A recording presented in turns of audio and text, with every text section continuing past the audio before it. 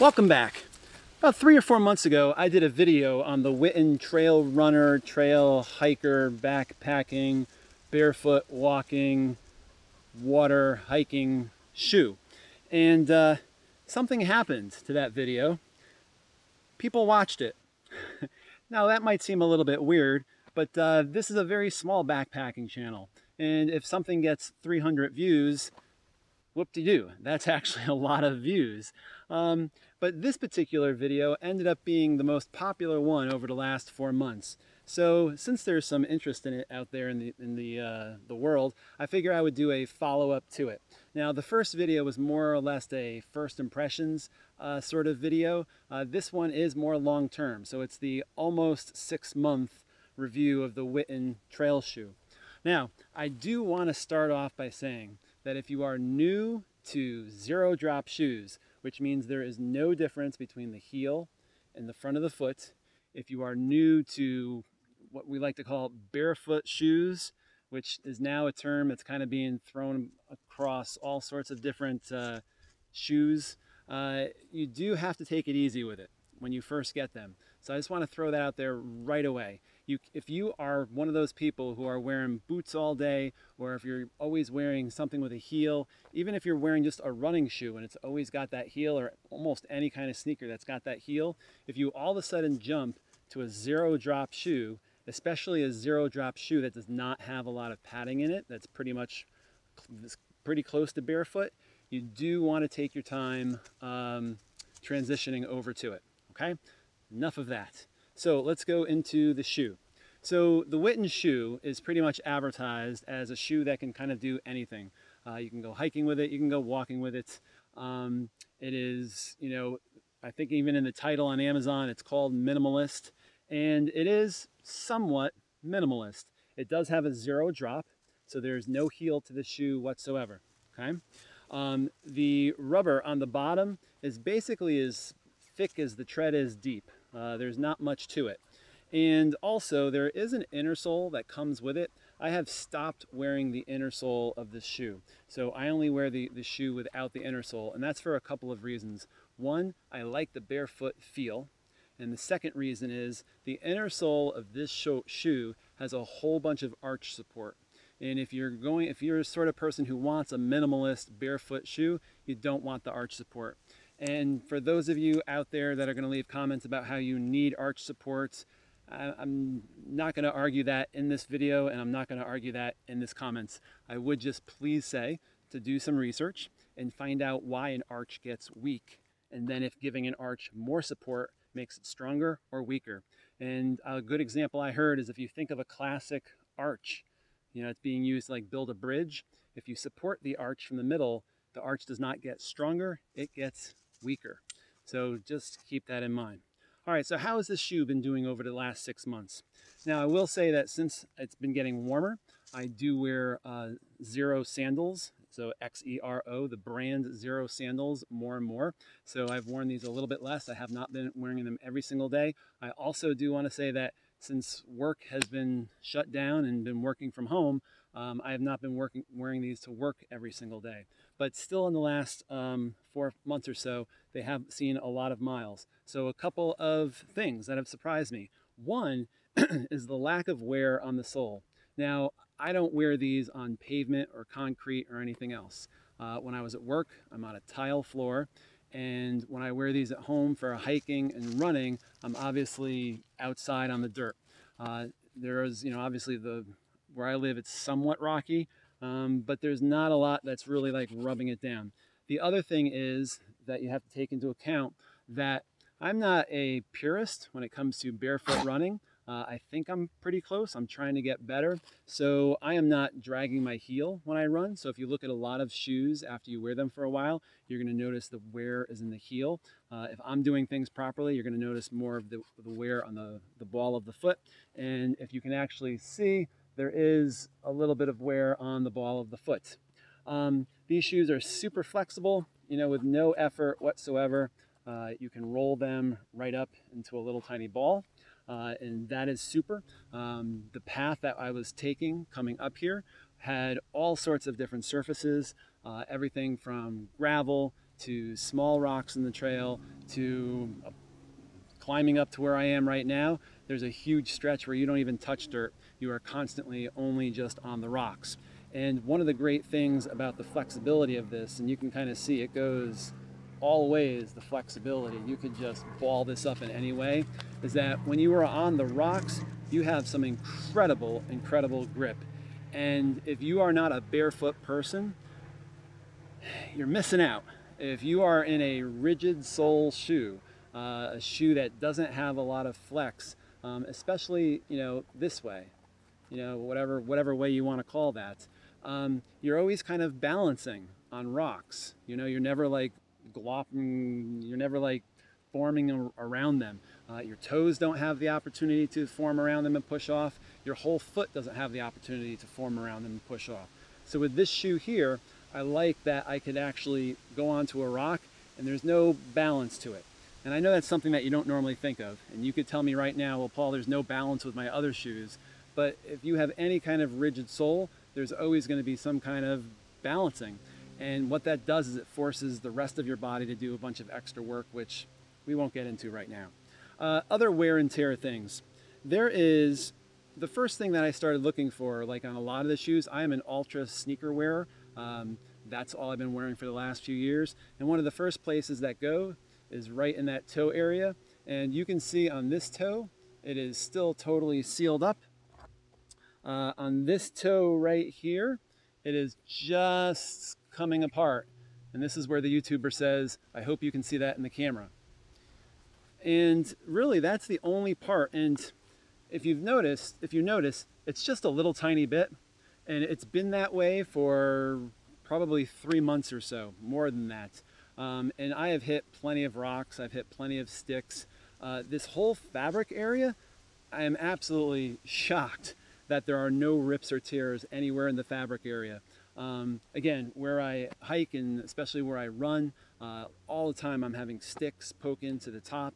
And every once in a while I'll look down just expecting to see my first rip, and there's nothing. There's also no wear and tear on either shoe, right around there. I have very wide feet. If you are someone who has wide feet, I'm a size 15. I've lost track of how many E's to the end of that. So these are size 15 and they fit me just fine. But normally on a lot of shoes, I'll start wearing out right there. And there is like, it's not even fraying yet. So I'm absolutely surprised. The only other part, if you wanted to get really picky, is if you can see where the decal is, it is just breaking away there, but it seems like it's more of just how they put the decal on. And it seems like it's the decal that has broken away, but otherwise the sole of the shoe is still glued on to the fabric just fine. There are really only a couple other things. I don't know if you can see that. One little part of the sole has worn away. Actually, there it is right there. It just came off. And, you know, that's just something that probably some sharp rock flicked off. Other than that, they are absolutely been terrific so far. This pair right here, I think I got for like $35 or so. And again, I'm not a huge fan of pushing something from overseas on Amazon. Amazon does seem to be the only place that you could buy these. But if you are someone who is looking to make the transition to a more minimalist pair of shoes for that more barefoot feel, maybe you're transitioning to barefoot and you don't want to go all the way barefoot and you want something in between, it's a great budget shoe that has worked just fine. Would I recommend buying this versus something like a Zero or a what's that called? Vivo Feet or a Soft Star? You know, if you spend your money on those shoes, you're buying something that's somewhat produced in America. Soft Star is all made in America. And yes, those shoes cost anywhere from a shoe similar to this in any of those companies is going to cost, let's see, from Zero shoes, I think the cheapest one is like 80, Vivo Feet is 100, Soft Star is like 140 to 160. So if you're looking for something in the budget range, something that would introduce you to this sort of style without you spending all the money, this is a great shoe to start off with. And don't feel so guilty about buying the cheap thing from Amazon if it's going to one day get you into one of those other brands that are made here in America. Well, not all the shoes are made in America, but they're American companies. The other thing I will say is I will leave a link to these in the description, but when you go on the website, it's a little bit confusing because there's like 3 different links on Amazon if you poke around that all have these Whitin shoes. Oh, I forgot, I think, to say the actual name of it. This is a Whitin Trail Runner shoe. I should have said that in the very beginning. If you go onto Amazon, there is like a couple of links in different Amazon pages that sell these, and they're all slightly different. What I have found is that a size 15 like this and a size 15 in a different style, it does fit ever so differently, but not so much. I have another pair that's all black. It has the Velcro strap that goes across the top, and that pair there has also been awesome. That one I try to kind of keep clean. That's the one if I ever have to go out, I wear that shoe. Otherwise, some frequently asked questions about these. Someone asked a question about the laces on the other video, about tightening them. I don't even think I've ever tightened these on this Whitin shoe or ever loosened them. I just kind of kept them where they are. The whole shoe is very like stretchy and elastic, so even without tightening them, it stays right on my foot. The other question that somebody asked was, how does your foot shift in it when you are hiking? I don't notice a lot of shifting in this shoe. And my other pair of shoe does have the Velcro strap, which you can tighten down. But I think here is one of the reasons why some people might notice their foot shifting. And that is, if you are a barefoot runner, barefoot hiker, barefoot backpacker, I think you've learned how to walk differently. So if you have some big clunky boots on or some big old sneakers with some big old lugs, you can kind of just put your feet anywhere and you kind of just assume they're going to stick. You kind of assume that, you know, the point of the rock, you can just go right onto the point of the rock because it's not going to go into your foot.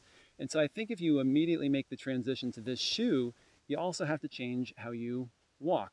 And so those sharp edges of rocks that you might have just like slammed your boot onto and expected that it was going to hold and the sole of your shoe was going to stay stiff, in this shoe, yes, your foot might shift. And so even coming up here, I was kind of thinking about some of the questions I was going to answer here. And when I was just paying more attention to how I walk, I do pick flatter spots, or I pick spots where my foot is going to be whatever that is instead of that, if that makes any sense. The other question that I had about it was about the inner sole. And again, if you take the inner sole out, you have more of a flat, more of a barefoot feel. And again, that's what I like. I love that feeling of being able to feel everything underneath your foot. Your foot has all of these sensors in it, and it's been made to be able to feel everything. So if you're sticking a whole bunch of cushioning between your foot and the earth, you're kind of missing out on what your foot has been made to do. And so I do like the inner sole out, and it does give me a lot more room, and the shoe is a lot roomier. That might not be for you, but for me, absolutely makes a difference. And one last thing, someone asked a question about like little rocks and pebbles and that sort of thing. If you are used to, again, a big old boot, or if you're used to, again, the sneaker with all of the cushioning and all of the padding that removes you from all of that feeling, the first time that you go out anywhere, you're going to notice everything. You're just going to notice everything. First of all, your foot has been so desensitized. So, what is that word? Your foot is no longer sensitive after being wrapped into a big old shoe for all of those years. And so when you are walking, it's going to feel like everything is sharp and everything is pointy, and it's going to maybe even trigger in your head, I can't wear this because it's going to hurt. And that's something that number one, you get used to it. Your foot changes. More fat gets added to the bottom of your foot. Basically, you get used to it. The other thing that's going to happen is, again, as I already said, you're going to change how you start walking. and you're going to look at the ground and feel the ground differently, and no longer just plod along straight down a trail, assuming that your big old boot or your big old cushioned shoe is going to take all of that shock for you. You're going to change how you walk. And again, as I started off this video, please be careful about just jumping right into these. If you just try to crash heel toe, heel toe, heel toe, your heels are going to be really sore at the end of the day. The only reason why you go heel toe is because you're used to wearing shoes with heels. And because your shoe has a heel, it forces you to go heel toe. If I can make one recommendation before ending this video, is that before you put these shoes on, take your shoes and your socks off and go run 50 feet. Go run in your front yard, go run in your condo complex, go run down a dirt road, go run in your driveway, just go run barefoot. And notice how you don't go heel toe, heel toe, heel toe. Notice how you run differently, and then take that information and start using it to learn how to walk in these. And you're going to find yourself without knee issues. You're going to find yourself without all sorts of other problems that shoes cause, which we won't go into that in this video here. So there you go. It's the Whitin Trail Hiker Backpacker. I've worn this hiking, I've worn this backpacking, I've worn this running, I've worn this walking, I've worn this to work, which is, 75% kind of just standing and moving around, and it's been great in all of those cases. So, highly recommend it so far. I'll leave a link to it in the description below.